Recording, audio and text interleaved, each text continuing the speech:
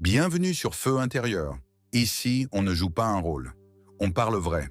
Être fort, ce n'est pas faire semblant. Et aimer, ce n'est pas perdre le contrôle. Ici, on parle de ce feu qu'on garde à l'intérieur et qu'on doit apprendre à dominer. Toi, que tu sois une femme qui cherche à comprendre ce que les hommes ne disent pas, ou un homme qui avance avec maîtrise, en silence, sans fuir ce qu'il ressent, bienvenue. Ce que tu vas entendre ici, ça va te parler, peut-être même te bouleverser, mais à la fin de la vidéo, tu sauras dominer ce feu intérieur qui brûle en toi. Le yin et le yang dans l'amour, la soumission équilibrée. L'amour, dans son essence la plus pure, fonctionne comme le yin et le yang. Deux énergies différentes, mais complémentaires. Deux forces qui ne s'opposent pas, mais qui s'équilibrent. L'un ne peut exister sans l'autre, et leur harmonie crée la paix, la stabilité et la profondeur dans une relation. Pour une femme, ce principe est fondamental. Elle est naturellement yin, réceptive, douce, enveloppante. Et c'est dans cette énergie qu'elle exprime sa plus grande force. Mais cette douceur ne signifie pas faiblesse. Au contraire, c'est une forme de puissance cachée, discrète, mais capable de transformer le cœur d'un homme. Et c'est là qu'intervient un mot trop mal compris aujourd'hui, la soumission. Une femme n'est pas soumise par obligation. Elle choisit de l'être. C'est une soumission volontaire, intelligente, pleine de conscience. Elle respecte son homme, elle lui donne sa place, elle reconnaît son rôle. Et en retour, il se sent valorisé, grandi, porté. Il a envie de donner, de protéger, d'aimer plus fort. Mais si cette soumission est absente, si le respect disparaît, alors un déséquilibre s'installe. Et chez l'homme, cela commence toujours par un conflit intérieur. Il se sent homme, il sait qui il est. Mais la femme face à lui, par son attitude, son ton, ses paroles, lui envoie une autre image. Elle ne lui parle pas comme si elle voyait un homme en face d'elle. Un homme fort, avec de l'énergie, de la force, un homme que l'on respecte.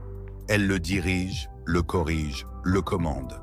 Et alors quelque chose se brise en lui. Il se retrouve tiraillé. Parce que face à une femme, il ne peut pas réagir comme face à un homme. Mais en même temps, elle agit avec lui comme un homme l'affronterait. Et c'est là que le conflit intérieur s'intensifie. Car l'homme, dans son énergie yang naturelle, est un guerrier. Lorsqu'il se sent attaqué ou défié, son instinct profond est de passer en mode défense. Il se redresse, il se tend, il se prépare à répondre. Cet instinct n'est pas arbitraire. Cet instinct est inscrit en lui depuis toujours. C'est celui du protecteur, du chasseur, du combattant, de celui qui part en guerre quand il faut défendre ce qui lui est cher. Mais quand la femme qu'il aime adopte cette même posture de confrontation, quand elle entre dans le combat, elle cesse d'être perçue comme une alliée. Elle devient une adversaire. Quand elle se tient face à lui non plus comme une alliée, mais comme une adversaire, alors une tension brutale naît en lui. Parce que face à un adversaire, un homme ne peut pas se laisser abattre. Il se tient droit, il résiste, il entre en opposition. Parce que s'il cède, il perd sa posture d'homme, il se sent nié, affaibli, diminué. Mais c'est une femme qu'il a devant lui, pas un ennemi. Et face à une femme, il ne peut pas agir comme il le ferait face à un homme.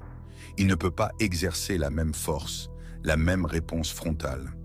Et pourtant, elle lui envoie une énergie d'opposition, elle le provoque comme un adversaire, sans lui laisser l'espace de réagir en homme, ni celui d'aimer en paix. Et c'est ce tiraillement qui le ronge.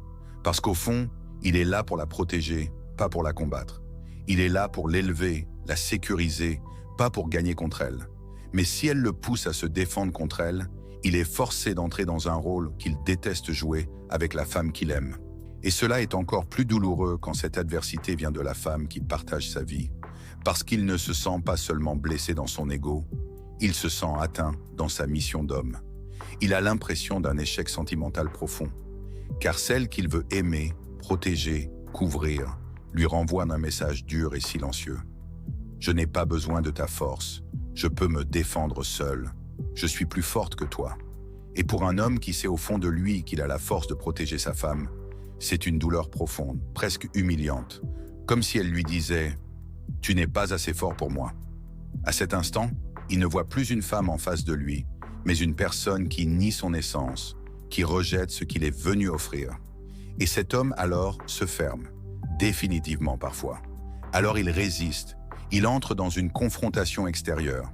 Mais ce n'est pas toujours une dispute, des cris ou une guerre ouverte. Non, chez un homme solide, ce conflit est plus froid, plus silencieux.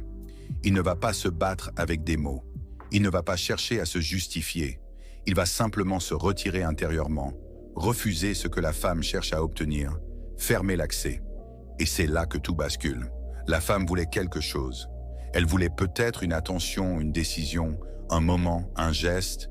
Mais en provoquant le combat, même inconsciemment, elle a bloqué l'accès à ce qu'elle désirait. Lui, sans hausser la voix, sans violence, va juste lui enlever cette chose. Et souvent, sans même qu'elle comprenne pourquoi. Elle dira alors « Tu ne me donnes jamais ce que je veux ».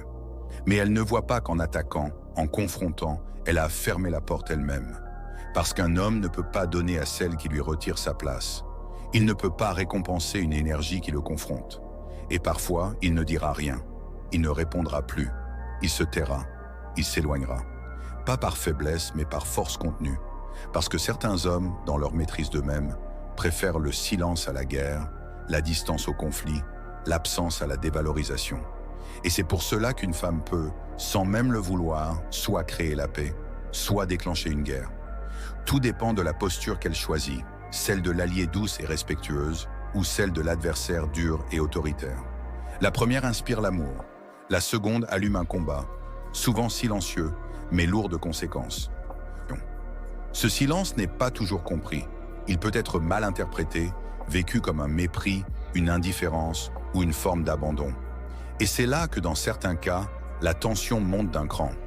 Certaines femmes, poussées à bout par cette absence de réaction, peuvent hausser le ton, crier, insister, voire provoquer volontairement un affrontement pour forcer une réaction. Dans ces moments de tension extrême, il arrive que certaines franchissent une limite physique, non pas par cruauté, mais par désespoir émotionnel, par envie de réveiller l'homme qui semble s'être retiré. Mais ce que beaucoup ne voient pas, c'est que ce silence n'est pas une punition. C'est parfois la dernière barrière qu'un homme pose pour ne pas aller trop loin, pour ne pas répondre à la violence par la violence, pour ne pas perdre son rôle de protecteur, même dans le conflit. Lorsqu'une femme se positionne constamment dans une énergie yang dans sa relation, dans l'affrontement, la dureté, le contrôle ou la domination, elle croit parfois qu'elle protège son cœur, qu'elle garde le contrôle, qu'elle affirme sa valeur. Mais au fond, elle se prive d'elle-même. Elle éteint cette énergie féminine qui est sa source de rayonnement, de paix, de beauté. Elle pense gagner du pouvoir, mais elle perd l'amour qu'elle désire. Et peu à peu, elle devient malheureuse.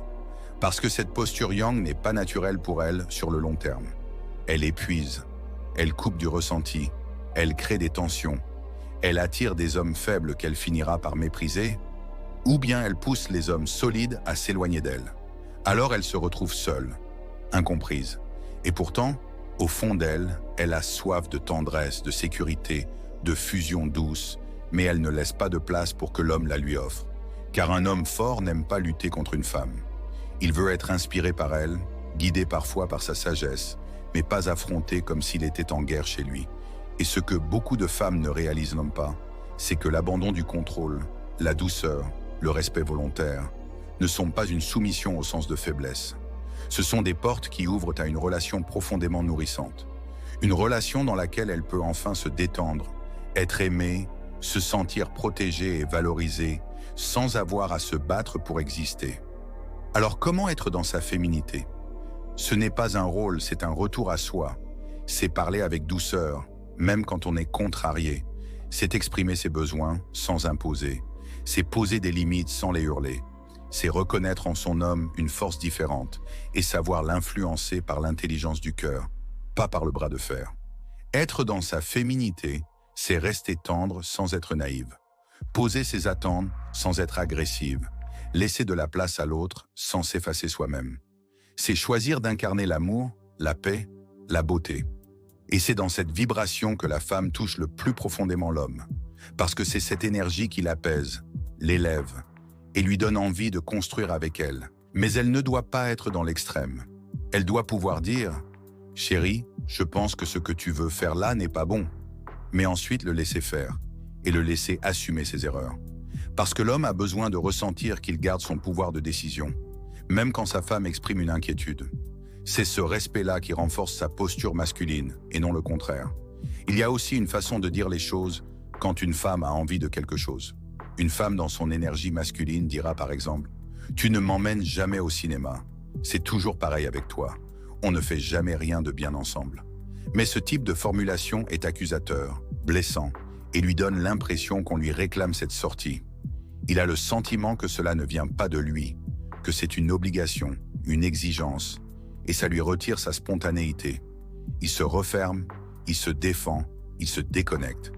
Tandis qu'une femme dans son énergie féminine, dans une soumission douce et intelligente, dira « Mon amour, j'aimerais tellement qu'on aille au cinéma ensemble ce week-end. Juste toi et moi. Ça me ferait vraiment plaisir de partager ce moment avec toi. » Là, elle propose, elle n'impose pas. Elle ouvre une porte, elle n'enfonce pas un mur. Elle inspire et laisse à l'homme la liberté de répondre. Ce qui, paradoxalement, le rend bien plus réceptif. Il en va de même pour un simple bouquet de fleurs. Une femme dans le reproche dira « Tu ne m'offres jamais de fleurs. Les autres femmes en reçoivent, moi jamais. » Cette phrase tue le geste. Parce que si jamais il lui en offre ensuite, ce ne sera pas un don, mais une réaction. Il ne le fera ni avec le cœur, ni avec l'élan. Cette façon de s'exprimer est blessante. Elle place l'homme dans une position de jugé, de coupable, et non de donneur spontané. Il ressent cela comme un ordre émotionnel déguisé. Et là encore, il se ferme. Il se dit « Même si je lui en offre demain, ce sera parce qu'elle l'a exigé, pas parce que j'en ai eu envie. » Par contre, une femme dans sa posture douce, féminine, subtile pourrait simplement dire « Tu sais, parfois je m'imagine recevoir un bouquet de fleurs de ta part sans raison. Juste comme ça. Et ça me ferait tellement plaisir. Ou même avec un sourire. C'est fou comme un simple bouquet peut faire fondre mon cœur. Je dis ça, je dis rien. » Et là l'homme entend une porte qui s'ouvre, pas une pression qui s'impose. Il ressent qu'il a le pouvoir de faire plaisir, et surtout qu'il reste libre de le faire ou non. Et c'est justement ce sentiment de liberté dans le don qui réveille chez lui l'envie d'offrir. Ou même dans un souffle léger, c'est fou comme un bouquet peut faire vibrer mon cœur. Et là, tout change, parce qu'il a le choix. Et le vrai désir naît toujours dans la liberté. La femme qui sait cela, sait aussi inspirer l'amour sans jamais l'exiger. Et dans cette posture, elle ne devient pas soumise par faiblesse, mais par choix, par amour, par équilibre. Elle ne tombe pas dans l'extrême négatif du yang, celui de la confrontation, de l'autorité, du contrôle. Et elle ne se perd pas non plus dans le yin déséquilibré, celui de la soumission muette, de la dépendance émotionnelle, de l'effacement. Elle reste au centre, présente, calme, ancrée. Elle sait quand faire un pas en arrière pour le laisser respirer, et quand s'avancer doucement pour lui rappeler qu'elle est là, qu'elle veille, qu'elle aime. Une femme qui comprend cet équilibre devient une force silencieuse dans la vie d'un homme. Il ne la voit pas comme une adversaire. Il la voit comme un ancrage, une lumière, une inspiration. Elle ne prend pas sa place. Elle lui donne envie de mieux tenir la sienne. Et c'est là que la magie opère. Parce que dans cette danse entre le yin et le yang, entre la soumission et l'affirmation, l'amour devient stable, profond, solide. Et c'est cet amour-là qui dure. Alors, mesdames, embrassez votre féminité. Ne laissez pas l'énergie masculine guider vos relations. Ce n'est pas une énergie qui nourrit votre cœur, ni qui construit votre bonheur à long terme. La vraie puissance féminine n'est pas dans le contrôle, mais dans la paix. Elle n'est pas dans la confrontation, mais dans la sagesse. Elle n'est pas dans la domination, mais dans l'influence douce, profonde, silencieuse, qui inspire l'homme et l'amène à se dépasser pour vous. Si vous faites partie de ces femmes qui vivent déjà dans cette énergie féminine, dites-nous, avez-vous compris la nuance? Avez-vous discerné ce que signifie réellement la soumission, dans sa forme la plus noble, la plus consciente? Partagez votre expérience. Laissez un message dans les commentaires. Témoignez. Transmettez. Et vous, messieurs, si vous avez déjà été en relation avec une femme trop dans son énergie masculine, racontez-nous. Comment cela s'est-il passé? Comment avez-vous vécu ce déséquilibre? Avez-vous réussi à traverser ce conflit Où avez-vous dû vous retirer?